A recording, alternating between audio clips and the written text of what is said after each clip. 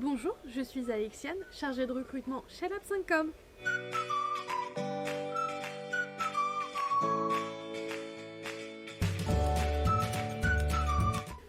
À chaque changement dans votre carrière, vous allez passer un entretien technique, que ce soit pour intégrer une société donnée ou pour intégrer une nouvelle mission chez un nouveau client.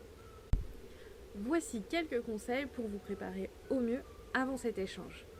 Pour être bien prêt pour cet échange, vous devez savoir comment cela va se dérouler. Il est vrai que cela peut changer en fonction de l'interlocuteur et ou de la société.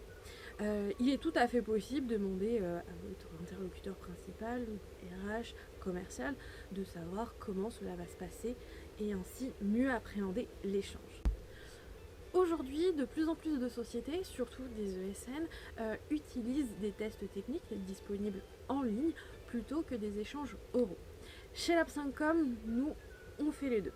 Cela va vraiment dépendre de la société. Si c'est un échange oral, à ce moment-là, ça va se passer un peu comme un entretien classique.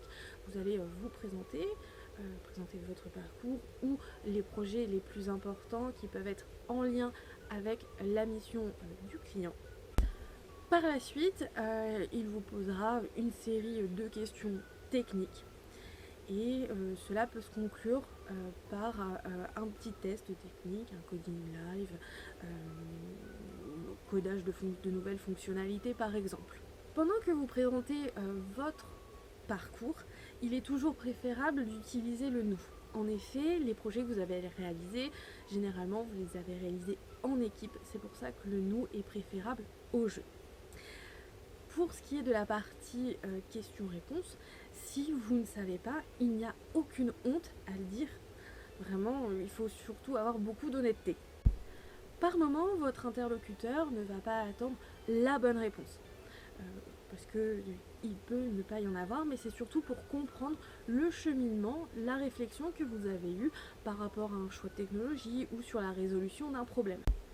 Que ce soit un échange ou un test technique, vous devez toujours avoir confiance en vous et en vos compétences.